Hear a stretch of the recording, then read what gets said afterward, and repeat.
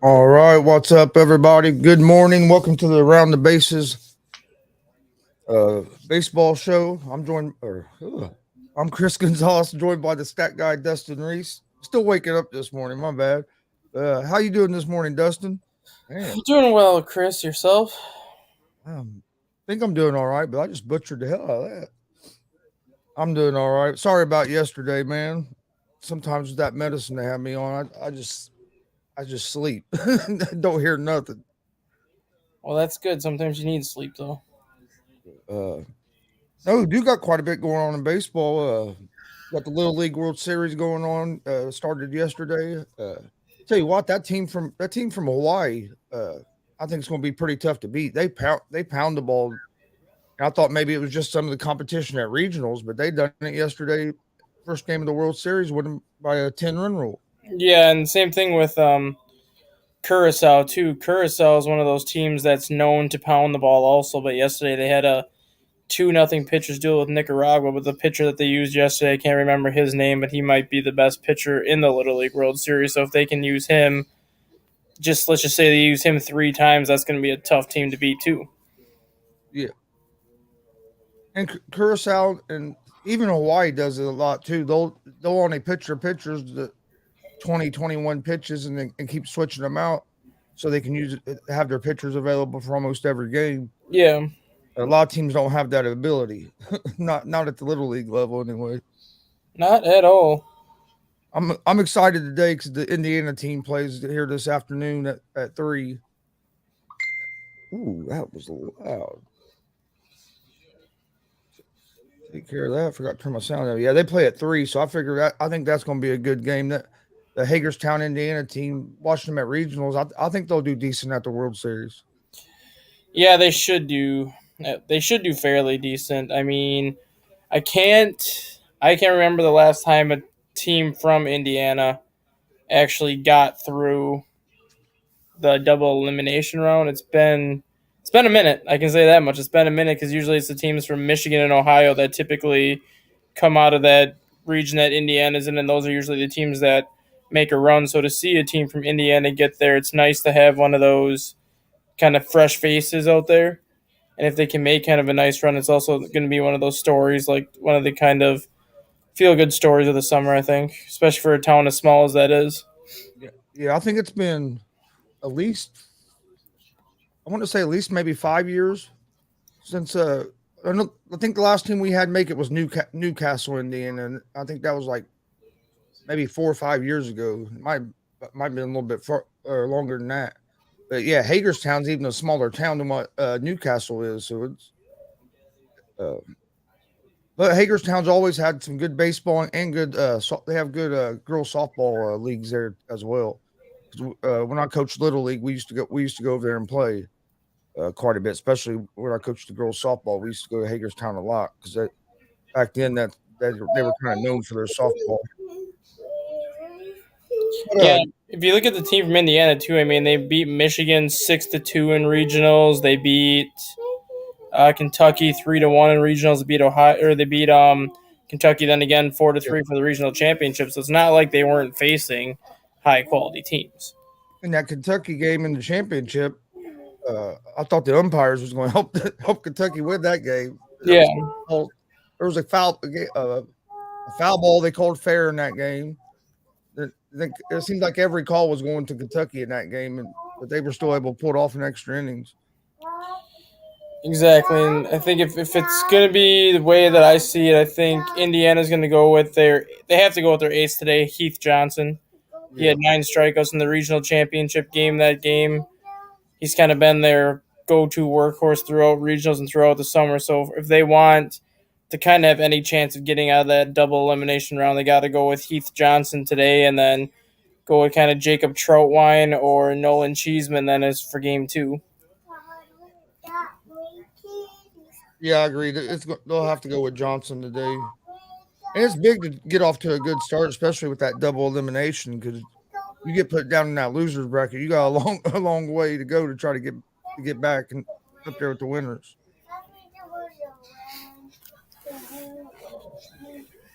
But let's talk a little major league too. You got Bell and the Dodgers benched. Bellinger. What's going on with Bellinger? He just he's fell off quick, going from rookie of the year till the last couple seasons where his numbers have just been way down. Is it all been injuries, or has he lost some of his confidence as well with all the injuries and stuff he's had trouble with? I think it's a mix of three things. I think obviously the injuries played a big role in it. Whenever a player kind of goes through a series of injuries, they typically take a little while to get back to like normal. And I think he's kind of dealt with that. Along with being injured, obviously you have to take in the confidence factor. The more time you're missing away from the field, the less confidence you're going to have when you get back on the field. And with baseball being such a tough sport, 60% of that game is mental, where if you don't have the mental fortitude and that confidence mentally, it's going to take a toll on you. And I think it's finally caught up to Bellinger just because he's not playing at that confident level he was playing at when he got the Rookie of the Year and the MVP and things like that. But another thing is, I think pitchers just finally figured him out. I think pitchers really figured out where that hole in his swing is, and they just constantly attack that hole in his swing. And until he learns to adjust accordingly or to lay off that pitch where the hole in his swing is, you might never get to see the Cody Bellinger that everyone thought they were going to get every year where he was going to put up 45, 50 home runs. It might be what we're getting now or maybe a slightly better version.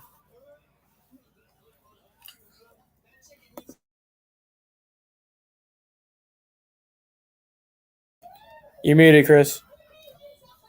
What's that? Chris, you're muted.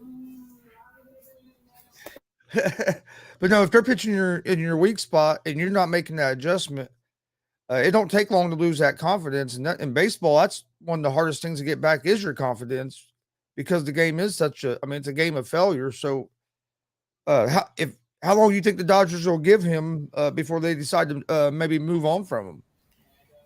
I honestly think they're going to move on from him once he hits arbitration or once that arbitration period is over. I mean, they have guys like Mookie Betts locked up long term, so they don't got to worry about him. You know they're going to be big players in free agency for whoever's on the free agent market, no matter what the position is, so they can go after any of the top outfielders that they want. They have so many versatile pieces on that roster that Gavin Lux can play in the outfield. Max Muncy can play in the outfield if you need him to. So, I mean, they have pieces that they can move around. You got to look at their minor league system. I believe 5 or 6 of their top 20 prospects are outfielders. So they're going to have people coming up through that system that can replace Bellinger, and we've seen it for the last decade with the Dodgers. It doesn't matter who they call up or when they call these people up. The moment they reach the major leagues, they're contributing like they've been in there for years. And that's just the way their player development system has always been.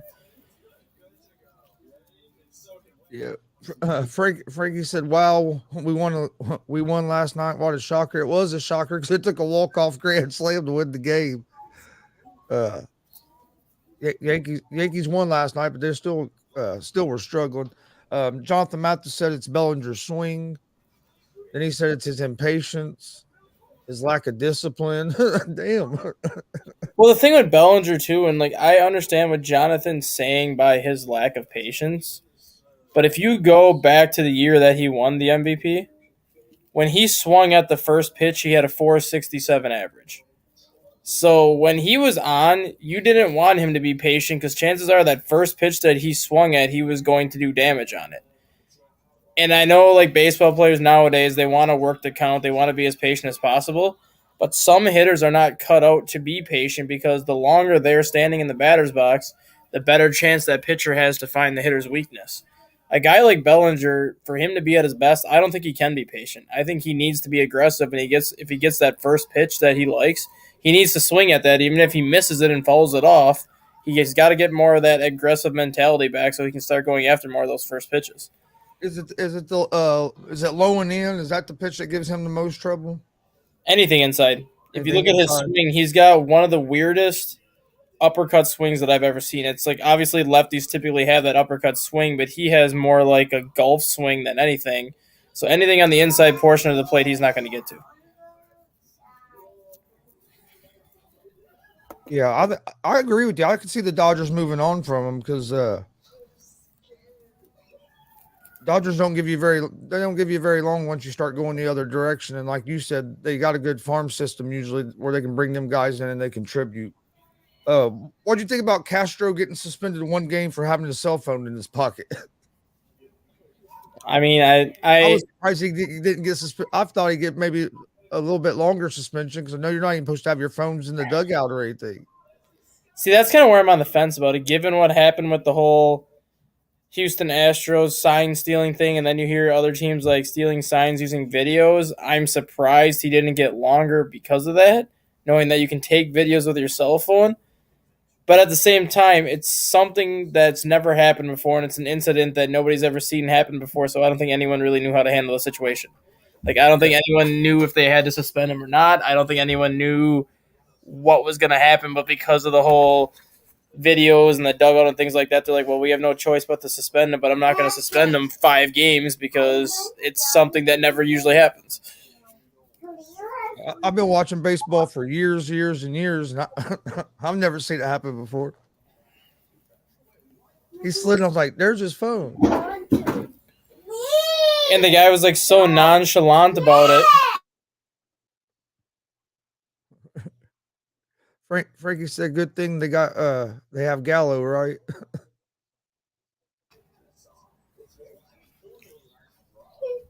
Yeah, you're right. They were nonchalant about like when they called him out. It wasn't like it was a real big deal. You didn't really hear a whole lot about it. Well, But even if you watched a play, like he slid into the base, he realized his phone was out of his pocket. He just reaches over on the ground, grabs it, and just like casually hands it off to the third base coach. And the third base coach is like, "I'm not taking care of it. It's yours." But he was just like everyone acted so casual about it. yeah, I was surprised he didn't get more than one game just because, like you said, with all the sign stealing stuff that's been going on. But it really don't bother me that he only got one game. That when they investigated it, I guess they must have found out he was telling the truth that it was an accident that it wasn't. They must not have found nothing where they thought that it was something planned. So, what do you think about the San Diego Padres canceling Tatis bobblehead giveaway after his came out about his suspension? Honestly, it doesn't surprise me at all. And the reason why I say that is we've seen the way AJ Preller feels about Fernando Tatis right now. And basically, the entire San Diego organization not only has called him immature, but I think everybody within that San Diego organization right now has lost all trust in Fernando Tatis. And until he gains that trust back, they're not going to promote anything with him. They're when that season schedule comes out next year, and when all those season promos come out next year, he's not going to be a part of those promos. It's going to be the guys like Yu Darvish and Juan Soto and Joe Musgrove and all the pieces they have assembled, and he's going to be left off because they're not going to want to promote somebody that they can't trust. Yeah, it surprised me just because I thought it was a little petty, but I agree with you. It didn't surprise me just because the way Preller has been with this whole situation. Uh, how do you think the players feel about it? Do you think the Padre players are done with them, or do you think it's more just the front office that's probably fed up with it? Well, it's obviously more of the front office that's fed up with him just because ever since they gave him the contract they've given him, he's missed more games than he's played. And it's been because of stupid reasons like a motorcycle accident, and now 80 games due to a PED suspension. It hasn't been like baseball related injuries. So I think the front office is obviously more frustrated with him just because of what the amount of years and the amount of money they invested in him. But I think the players are starting to get sick of him too because they just want him to admit that what he did was a mistake instead of trying to walk around it and say, well, I didn't know what I took had this in it and this and that. Yeah. Oh, did you hear about the little league player that had to go to the emergency room for falling out of his after falling out of his bunk bed? Yeah, I did hear that. They're just showing something else about it. They say he's awake and speaking now, but Obviously, like prayers to him and his family, and it was obviously shocking to hear something like that happen. But at the same time, I'm sitting here wondering how tall was this bunk yeah, for to that much of fracture. an injury to happen just falling out of the top bunk. I mean, I've fallen out of a bunk bed when I was a kid and I broke my collarbone just because like I landed flat on my shoulder, but I'm trying to figure out how tall this bunk bed was for him to have as much damage as he had. Yeah, he must have landed like right on his head or something to be able to crush your skull, to crack your skull and cause bleeding in your brain. It had to be high, or he just landed the right way. I didn't hear nothing. I didn't know nothing about it till last night. Actually, I, s- I saw the story about, it, and they were talking about how he was awake and was starting to talk. And that's crazy because man, when you have a head injury like that, I mean, you never know if you're going to be normal again, or how much it's going to affect you. So it's a good sign that he's already awake and talking. That's a real good thing because the longer you're out after those surgeries, I think there's a less chance of closer to full recovery. Exactly. Well, that I get they got lucky. I hate to say lucky, but they got this team kind of got a break where I don't think their first game down in the World Series is till Friday. Yeah. That kind of helped them not having to go out there and play the next day and with everything going on like that. At least you get a couple days to. Yeah, but then at the same time, you gotta wonder if these kids are not going to use that as motivation to try Yeah, to win the World Series for him, or at least try to win the United States side of the bracket for him, just to kind of be like the fuel the fire, basically. Because we've seen that too, where something happens to a kid, where a kid has cancer and has to go through cancer treatment, or there's a death in somebody's family on the team. Like they use that as motivation. It seems to like stick with them and carry them through like everything. yeah. Have you seen much of the international teams? I've seen Curacao a lot just because I've always liked watching Curacao in the Little League World Series just because I've liked the way they've always played in the Little League World Series. They're just kind of one of those teams that I've always liked to watch. Um, Japan always draws interest for me just because it is Japan. Yeah, And, they're always going to be one of those Final Four teams on the national side of things to make a running for the National World Series. And then the other team that I have not watched yet that I'm curious to watch is Puerto Rico because though Puerto Rico was one of the new regionals that they created this year. yeah, Little League World Series expanded to 20 teams this year, so they added two United States teams and two international teams, and the Puerto Rican bracket was one of those brackets that they added. So I'm curious to see kind of what baseball's like in the Little League level, just because you look at how the Puerto Rican style is in Major League Baseball, and with how much flair that guys like Francisco Lindor and Javier Baez play with.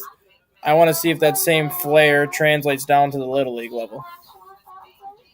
yeah. I haven't got to see a whole lot of the international yet this year because yesterday I saw Curacao and I saw Canada. Man, is there a lot of Asian people live in Canada? It does seem like that whole like almost their whole little league team, over half of them were Asian. I think a lot of it has to do with, I think military descent, maybe, Okay. where they're born in Canada, so they have Canadian citizenship, and then if their family gets shipped off to a different country, they have that option to play whether for Canada or for whatever country they're living in.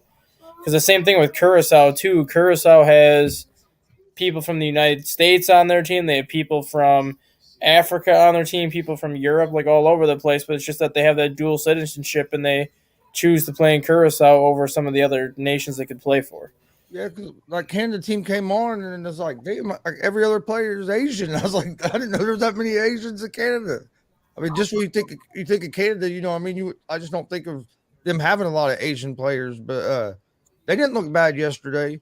I'm a No, they look really good. I'm not surprised they beat Australia because Australia doesn't have the greatest track record when it comes to the Little League World Series. But I am surprised with how easy they beat Australia. especially with the Australia pitcher. He was throwing some gas. Yeah, that's why I thought that was gonna be more like kind of like a 1-0, 2-1 type of game. There, I didn't expect it to be 7-0. But I think Hawaii's the best team I've seen so far on the American side. Hawaii, I would put right up there with the team that plays today. I do think Pearland, Texas, is also very good. Yeah, that Pearland, Texas is pretty good too. Pearland, Texas, and then that team out of what is that?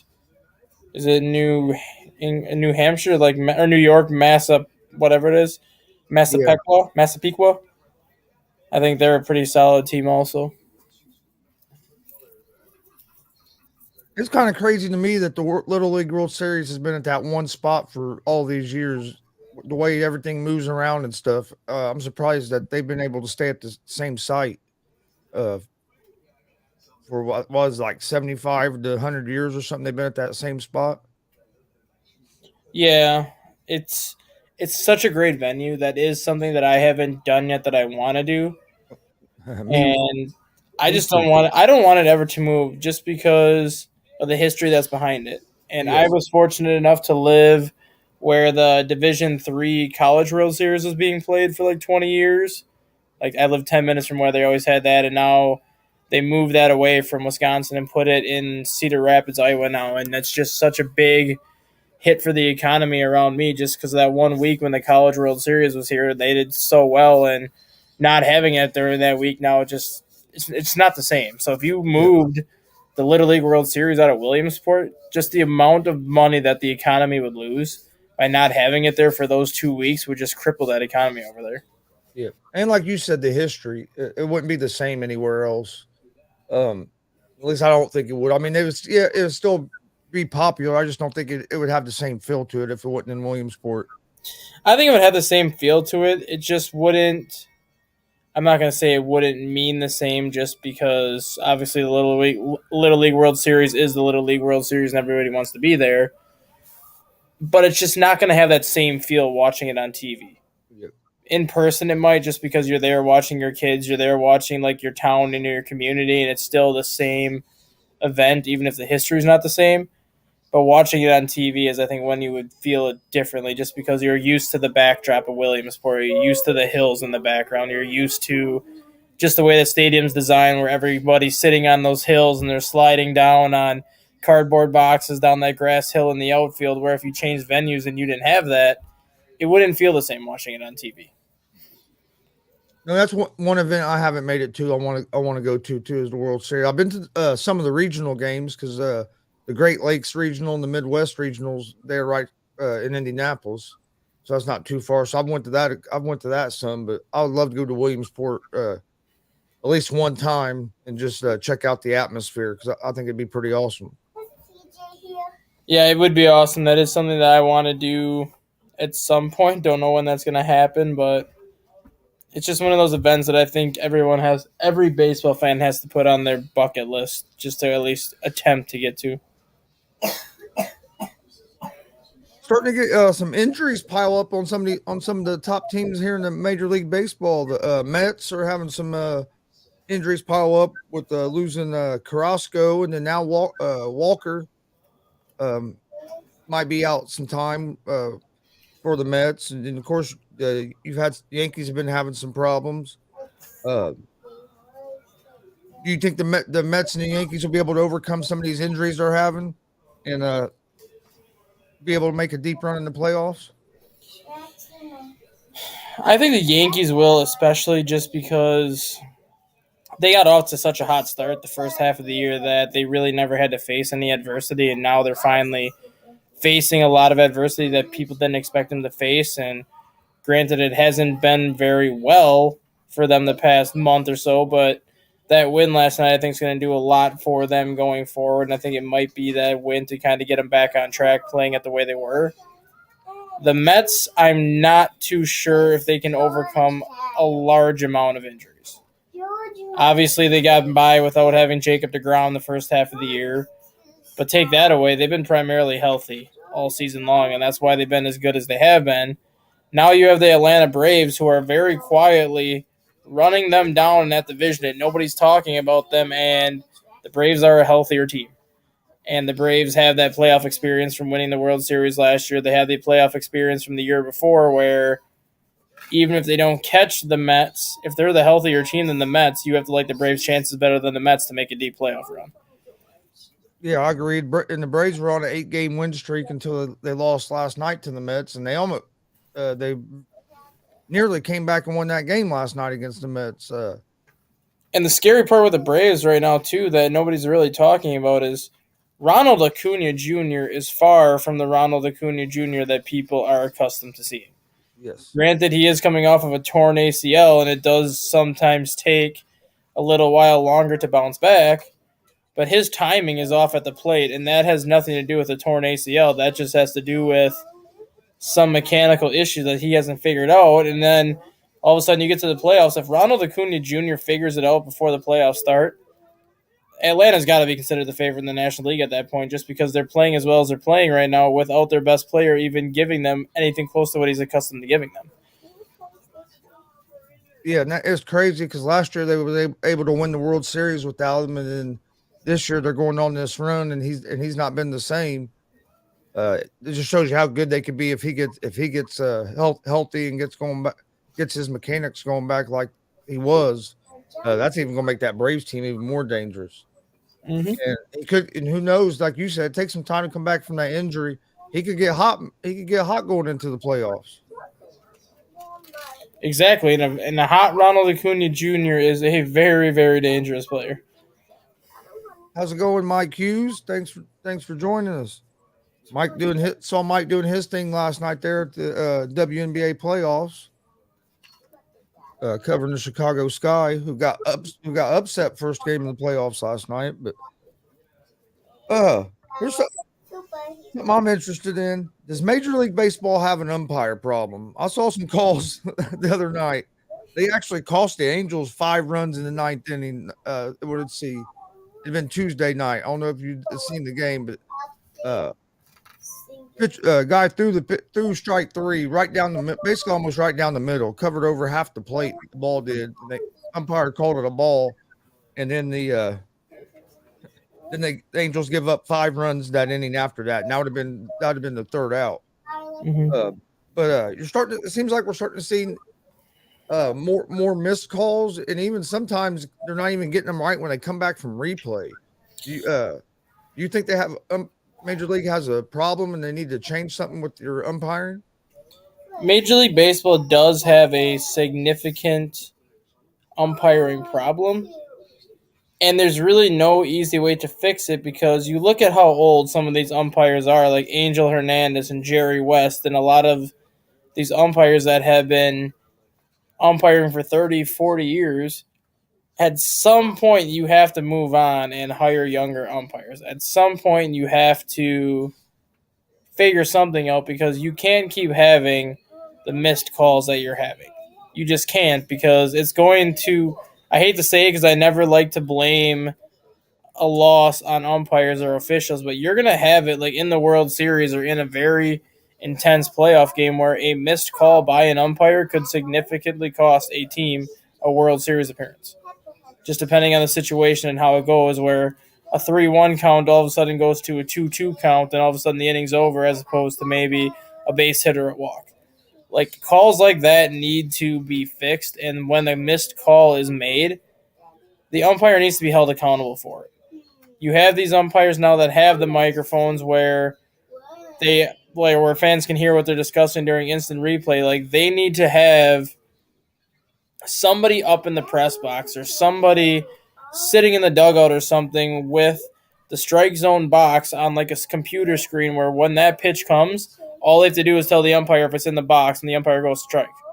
Because then there is no argument because if you have another set of eyes looking at the K zone box and the ball is outside the K zone box, you have no argument as to whether it's a ball or a strike. You have the evidence that it was a ball, it's called a ball. You have the evidence that it's a strike, it's called a strike. And the one thing that I've really noticed a lot more this year, and you can probably attest to it also, typically a strike is supposed to be called when the ball crosses home plate. It seems like umpires now are waiting until it hits the catcher's glove before they make the call. Because so many catchers now are so good at framing and stealing strikes, it literally seems like the umpires now are waiting for it to hit the glove before they make that call.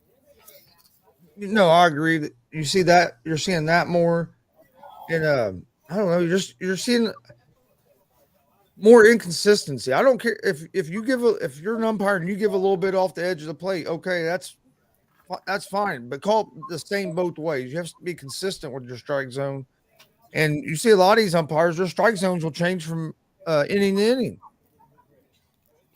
And I don't mind if an umpire wants to give like a couple inches off the plate high, a couple inches off the plate low. But Yeah. if you're going to do that, you got to keep it consistent. Like you can't keep it one way for 3, 4 innings, and Yeah. then the last 5 innings completely change your strike zone. Like that's the part that I have the biggest issue with, I guess, more so than the missed calls, because missed calls are going to happen. Everybody knows that. It's the fact that you have starting pitchers throwing at a specific strike zone for a certain amount of time. Then all of a sudden, the second half of the game, you bring in a new pitcher, they throw in the exact same spot, and that's called a ball or a strike when it wasn't called that way the rest of the game. And that's, I think, the biggest issue is just the inconsistency with the zones from start to finish. And that even affects the batters too, because they don't know what's a strike and what's not a strike, so it makes it harder for them to take pitches when the strike zone isn't consistent, when it changes after every 3 innings. Yeah, that's it. Because like if you're a batter and like you've seen 12 pitches your first 2 at bats, and 8 of them have been in this one spot, and that's not called a strike. Well, you get up there for your third at bat, you see a pitch come in that location, you're not going to swing, and all of a sudden the first pitch goes where a ball's been called and it's a strike. You're looking back like, why is that called now? Like, where was that the first 2 times up when I was here? Yeah, yeah, it's just been. I think it gets worse, and and I agree with you. There has to be some kind of accountability, because how are guys like Hernandez and West still umpiring? As It's not only that. It's not only that with the accountability. If you're gonna have the inconsistent strike zones that you have had, you can't be throwing managers and players out if they're gonna argue with you. Because if you're going to alter the strike zone as much as you alter it, and if you're going to be as inconsistent as you have been, the accountability for that is you need to let the manager or the player chew you out. You need to swallow it, and you need to just let them have their piece and go back to the dugout. Like, you cannot have these short fuses and throw people out just because they're not happy with the call that you made when you've been inconsistent. No, I agree with that. But I mean, guys like Hernandez and West have made mistakes over and over. There should be there should be a point once you've missed so many calls, or you haven't shown improvement, or there should be some to a point where, hey, this you need to move on. Umpiring's not for you no more. It's and they just keep putting the same guys back out there. I mean, how long Hernandez still is allowed to get behind the plate of a baseball game makes no sense to me. Because everybody knows he's terrible. I mean, I know all the guys in Major League office, whoever's head of umpires, they have to know he's terrible, because we all know he's terrible. I mean, everybody's has seen it for years now.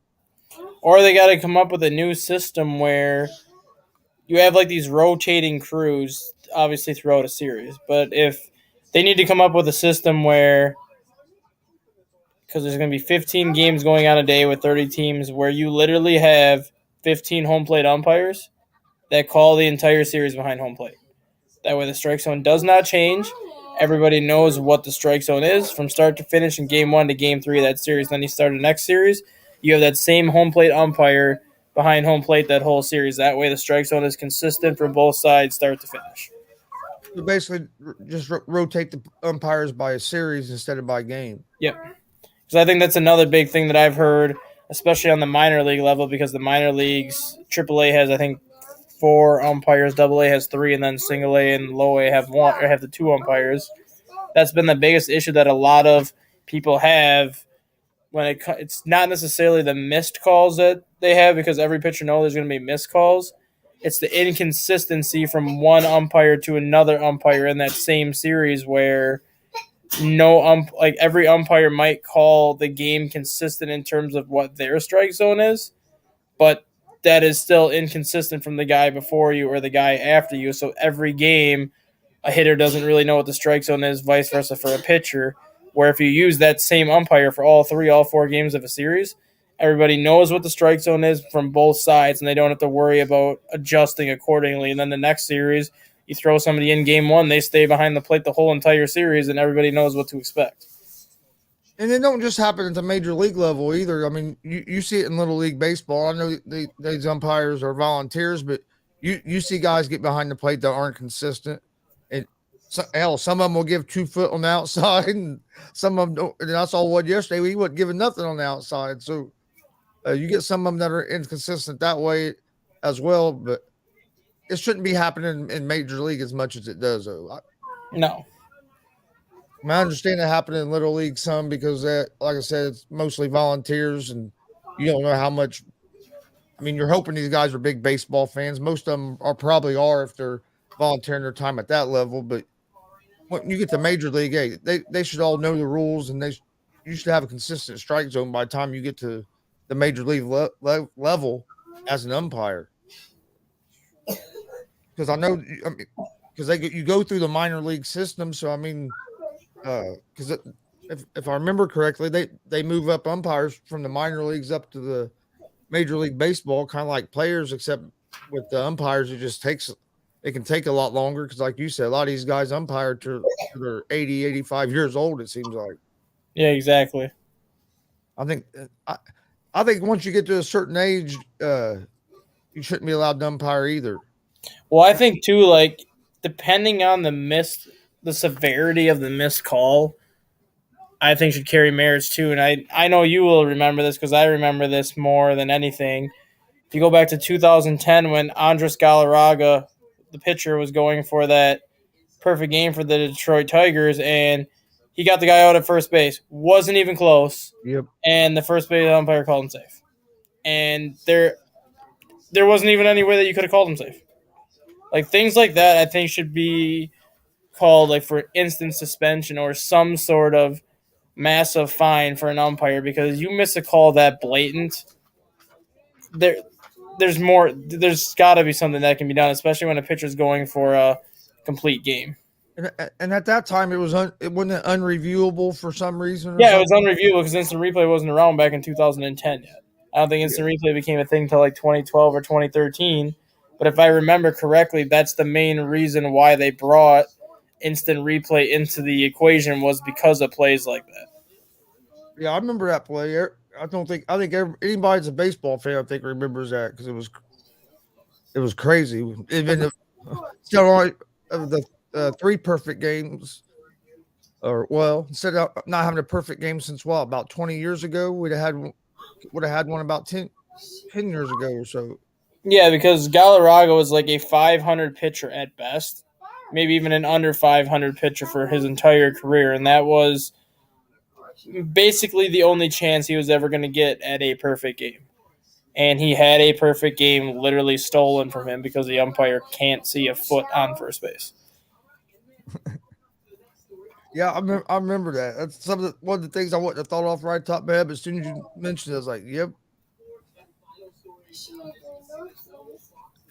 Um, what else did I have on here today? Well, was there any other baseball stuff that I didn't write down that you want to talk about? I went through that a little quicker than I thought. I'm trying to think if there was really much going on last night in terms of No, the base. Yankees finally won, Yeah. but that was a crazy game. Walk off grand slam.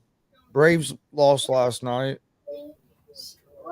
Oh, that's something I want to talk about because I just thought about it last night, and I just now that I'll just bring it up now, and I kind of can get your opinion on it then. Remember a couple of years ago when September 1st rolled around, you had the September call ups and teams are allowed to expand their roster up to 40. I think it was last year was the first year that they went away with the roster expansion, and now they still technically have the roster expansion. But once September 1st rolls around, your roster can only expand to 28. So you can only add two additional players from the 26 that you're at right now. You don't have that 40-man roster that you once had like for the longest time. I hate that rule. I wish that rule would go away. I wish they would bring back that 40-man roster that they used to have for the September call-ups. And honestly, I'm okay with having a 40-man roster for baseball all season long.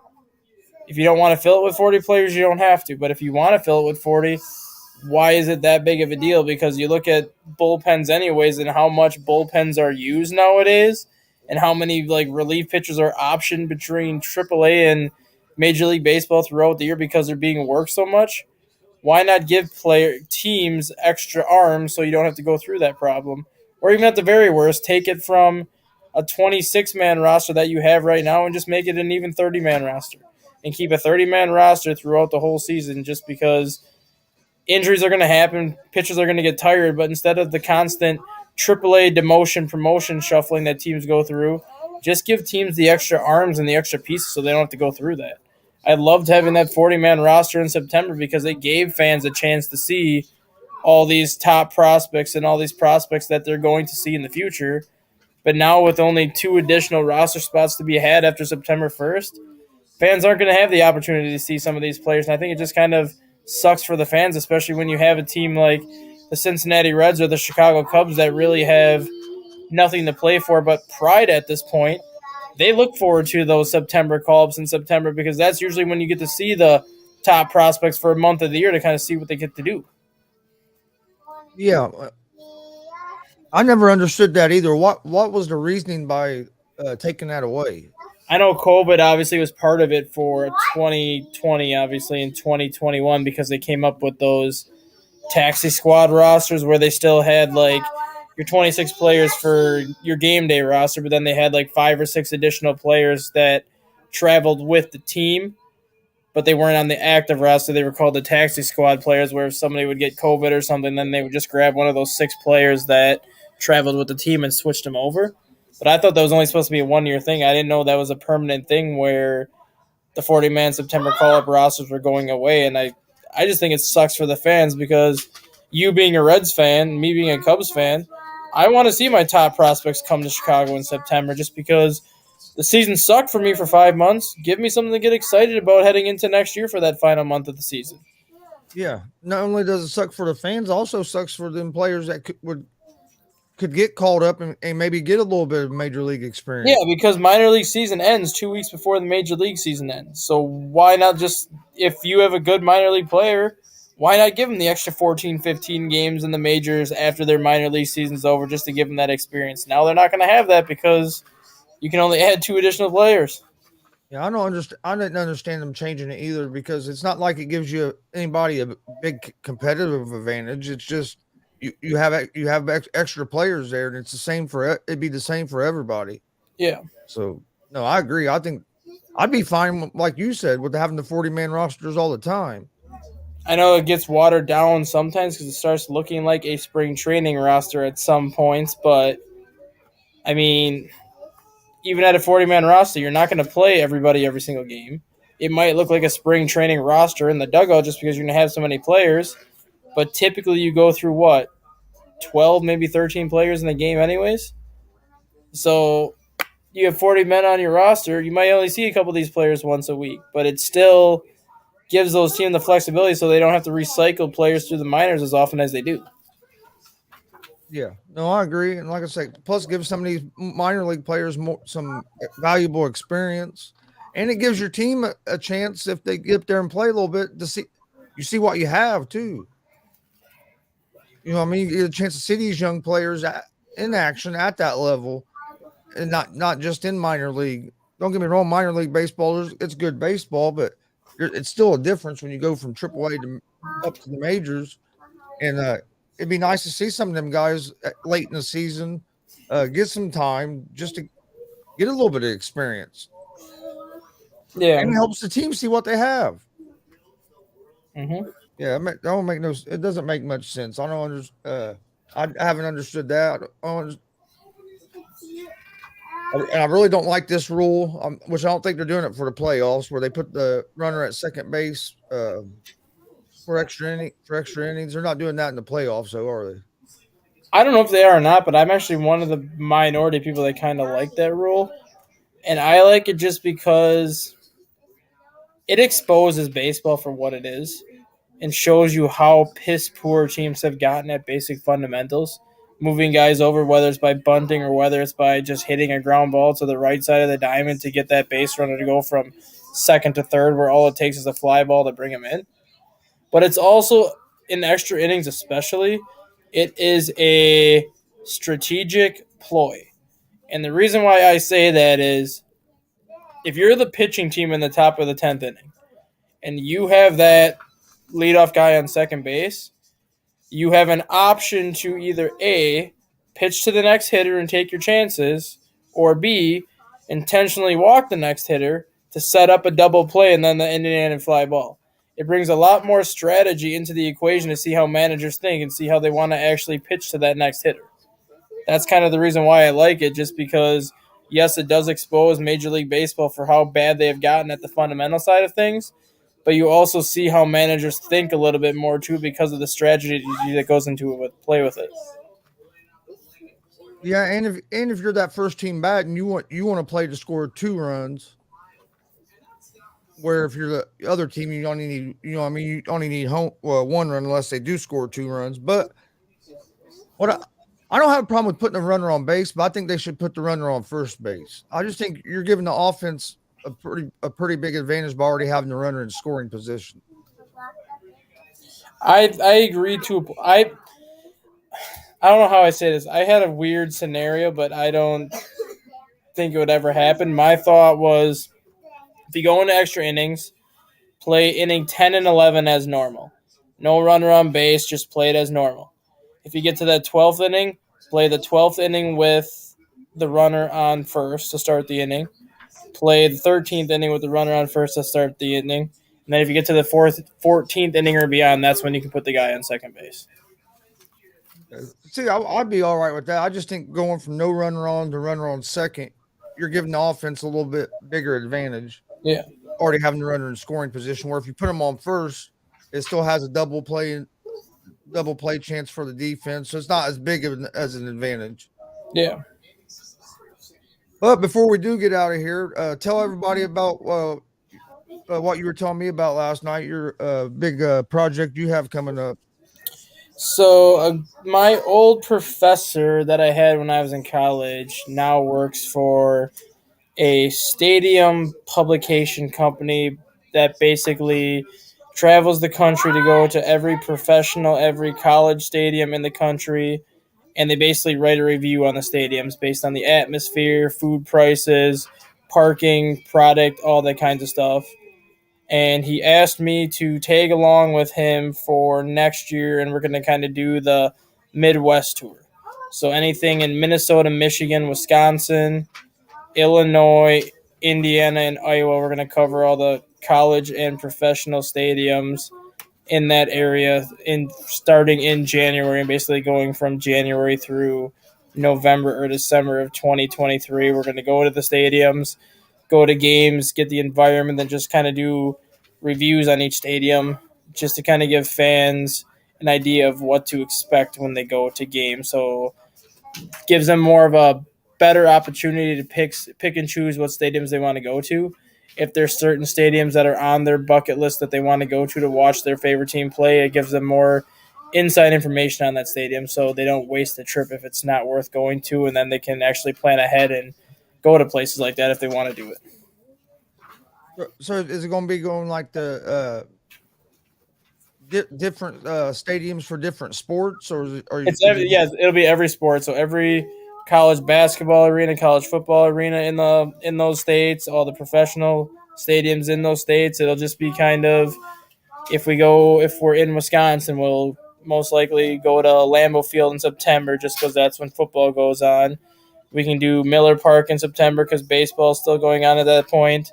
You have basketball that you can get to in October for the Bucks, and then you have Wisconsin Badgers have hockey, basketball starting in October, November, same as college football. So you can essentially spend like a week to 10 days in each state and get as much stuff done as you can in that time frame. You just got to base it off of when the team schedules are for when they're at home or in away. And then are you guys going to like write a review on it, or are you going Yep, to do we'll write a review on it. He'll it? have a website that he's in the process of making right now where we'll put everything on there and have the links where it'll take you directly to the stadium where we're at, directly to the link, and then we'll have reviews, we'll have pictures, we'll have basically food descriptions as to like what food is worth getting, concession prices, is it worth the price, is concession stands too much, parking, just everything you can think of pretty much. Parking and concessions usually kill you at most of those games. Mm-hmm. Crazy. Oh, I could spend more. You spend more money on parking and concessions a lot of times than what you do on the tickets. Exactly. Especially if you take you take a family with you or kids with you, and you buy souvenirs and stuff like that. Yep. I remember I love going to the games, but man, at a certain point, it's like, man, it gets a little too expensive to try to go to a bunch of them in the season where I can sometimes have a better seat just sitting at the house and watching it.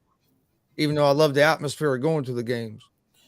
Yeah, I think if I remember, I think Lambeau Field parking right now is like $25 a pop. Yeah, that's about what it is around for the Colts. It's around $20-$25 at least. That's one thing I like about like minor league baseball because you can go watch minor league baseball for you can get tickets $10-$15 at a lot of these places and watch a good game. Still watch a good quality game. Yep. Gotta get dressed. And I know sometimes I think it's Mondays here in Indianapolis for the Indians, they have dollar menu items and stuff like that at the concessions. So if you go on nights like that, you can even get food and stuff pretty cheap. Yeah, and the thing too is the Atlanta Falcons Stadium has done it right. Mercedes-Benz Stadium, yes, their stadium is one of the more expensive stadiums in all of sports. They have some of the most expensive parking in all of sports. But the one thing that Arthur Blank made sure that he wanted to accomplish when he was building that stadium is he wanted to make games affordable for families to go to. So the Atlanta Falcons have the second lowest ticket price in the NFL in terms of average cost per ticket, but they have the lowest concession stand prices in all of professional sports. There is not a single concession stand item that is more than $5 at the Falcons' new stadium. And he wanted to do that for the sole purpose that he wanted, if a fan's going to spend the kind of money they have to spend to go to this game, he wants to make it affordable for families to be able to eat and to actually be able to enjoy the game itself, as opposed to spending $100 to $150 on concessions for your family because everything's like $9, $10, $11. Yeah. No, and that's smart to me because I know a lot of people that don't go to games mainly because of like the parking and the concessions and stuff are so expensive. They're like, oh, I can't afford a ticket and parking and all the concessions. So if you make that stuff cheaper, I think you do get more people to go because then people aren't as worried about it. Not only that, if I know there's a bar like across the street from the stadium that I'm going to, I'm gonna go to that bar before the game and I'm gonna eat. I'm gonna spend 20, maybe $25 on a couple drinks and my food, and then I will go to the game and maybe spend 5, $10 Maybe on get one one drink. drink or something. As opposed to you lower the concession stand prices. Well, guess what? Now instead of me spending $25, $30 across the street, I'll give you $25, $30 for 2 or 3 drinks and 2 or 3 burgers. Yeah. Oh yeah, not, we do the same thing. If we go to like a Colts game, Pacer game, any about kind of about like a professional sport, we'll stop. We usually, like you said, find somewhere real close, eat, and then go on into the game, and then maybe just spend money on a drink or two. But I don't know. I never understood why they think they had to charge so much at them games anyway. But It's everything. Like any professional sporting event, any concert, anything. It's yeah, just obviously I get that it's the venue that decides that kind of stuff and whatnot, but you I would think know. that you want to have people save money, and the more money that they are going to save, the more money they're going to actually spend on stuff at your venue, as opposed to saving money to go somewhere else. I know, like in music, Kid Rock does that too, where he'll a lot of the venues that he goes to, that he works out in his contract where it has like $5 beers and stuff, lower some of the prices of the concessions. I think it was I think it was Metallica last year too when they played in San Francisco, I believe it was. They had it worked out with the venue or worked out with their agency or whatever that concessions were free when they played. And all the money that would be made on concessions, Metallica took out of their concert cup and gave it back to the venue. Yes, that was something like what Kid Rock done, but he didn't do it to that extent. But yeah, well, I think a lot of them artists and I think sports teams will realize it sooner or later is that you yeah you think some people will buy that stuff, but you have a lot more people that can't afford those prices. So then they might not even come to the event because they know they can't afford the drinks and food and stuff like that. Or people can just afford the tickets and Yeah, that's about it. yeah. I know last time we went to one of the concert venues here a couple of years ago, it was like $11 or $12 for a beer, and I'm like, really? So while most people do, you get there a little bit early, tailgate out by your car, drink some beer, and you don't have to buy. You know what I mean. You don't have, like you say, you don't have to spend as much money inside. The hell, you can buy a 6 pack for what they charge for one beer. Sometimes a 12 pack. Well, I got one more thing of news to share quick that just broke 5 minutes ago. I know it's not technically baseball related, but it kind of can be baseball related because it would tie into college baseball. The Big Ten has just signed a 7-year media deal with CBS, Fox, and NBC for $7 billion. Well, they going. They still going to show stuff on the Big Ten Yeah, the network. Big Ten network is theirs, but like how now instead of having like Ohio State or Indiana or Purdue on ESPN or ABC for like their non Big Ten network games. Now their games are going to be on CBS, which is the same channel the SEC is on, Fox, and NBC. The NBC one to me is the key because you have USC and UCLA joining the Big Ten in 2024. Who is the main team that plays on NBC? Notre Dame. Notre Dame would most likely be coming to the Big Ten as the Big Ten is getting NBC rights. And if Notre Dame goes to the Big Ten, that is going to be a massive gain for the Big Ten Oh yeah. because they would leave the ACC, I think, for everything else. If Notre Dame says, well, as long as our college football games can still be on NBC since you have the naming rights, I guarantee they pull everything out of the ACC and just move right over to the Big Ten and just use NBC as their market over there. Yeah, and not only that, it's also a smart move for the Big Ten is because all those channels more people get because they're all your basic free channels. So anybody that has cable almost gets those channels. Where with ESPN's on most places, but there's still some people that don't get it. You know what I mean? Yeah, Where the other channels, about everybody does. yeah. It says right here, Big Ten has announced a historic new media rights deal, which is going to be the largest media rights deal in history that will begin on July 1st, 2023, ending their 40-year relationship with ESPN. So they've been with Yes, you can. They've been with ESPN for 40 years, and now they are leaving for these three. And it goes on to say the $7 billion is going to be paid out in sums where CBS and NBC are each getting $350 million a year, and then the rest of the money per year is going to go to the Big Ten Network and NBC. That's a big deal, like you said, because that basically means Notre Dame's probably going there because NBC's not going to pay. They're not going to pay Big Ten all the money for those rights and then still sign a great big huge deal with Notre Dame. And that's why I think it's going to happen now, just because Notre Dame actually has to pay NBC. If the Big Ten is paying NBC to broadcast their games, Notre Dame ain't going to have to pay a penny. The only thing that they're going to want in return from the Big Ten is we'll come and join the Big Ten. The only stipulation we want is that our football games go on NBC, and Big Ten ain't going to care. They're like, fine, we'll put you on NBC. We'll put you against Michigan, Michigan State, Wisconsin, Ohio State on NBC whenever you want.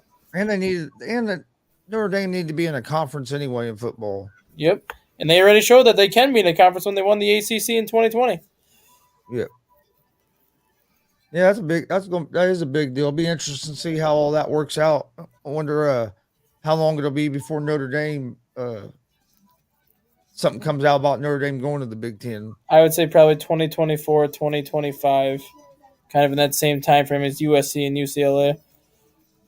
You think they're going to end up going to basically just two big conferences?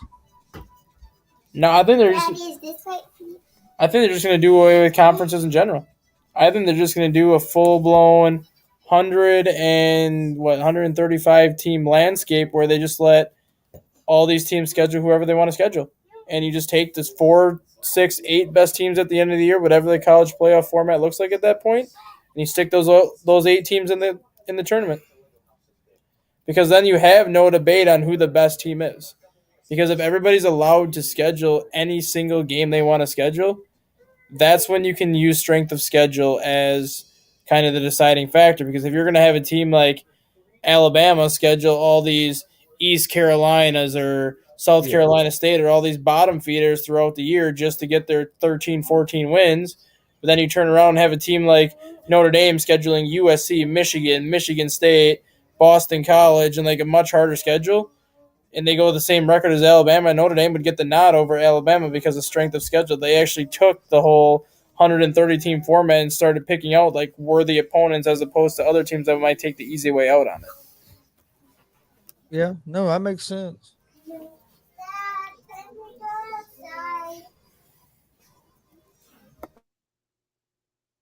Oh, yeah, no, that makes sense. I'd like to see. I'd like to see what happens with it. If I think it'd be fine without conferences. Just like you said, it actually could even the schedules up some if these teams will schedule good games and not. But you're going to have to, or it'll be held against you once you get voted for the playoff time. So it'll be interesting to see what happens with that. But got pretty big. If you're a baseball fan, got pretty big slate of baseball games again today. Plus, you got I think 4 little league games starting at 1:00. So quite a bit of baseball on the day to watch. But well, before we get out of here, you got any final thoughts? You're muted. Nope. Like I said, I won't be on here tomorrow. I got some things to take care of at home tomorrow, but I will be back with you Monday through Thursday next week because I'll be out of town next Friday. Okay. That sounds good. Well, I will see you. Well, if I don't talk to you before then, I'll see you on Monday. All right. Sounds good. All right. Well, I want thank everybody for watching. Subscribe to our YouTube channel at Gonzo Sports Room. Like and follow on Facebook and Twitch at Gonzo Sports Room. You can also find Around the Bases in podcast form now on Apple Podcast, Anchor Podcast, Spotify, Google Podcast. Most places you listen to podcasts, you can find it. So it's another way to listen to it as well. And I'll be back tomorrow morning at 9 a.m. Eastern with another episode of Around the Bases. And the Stat Guy will be back on Monday. But, everybody be safe and have a great day.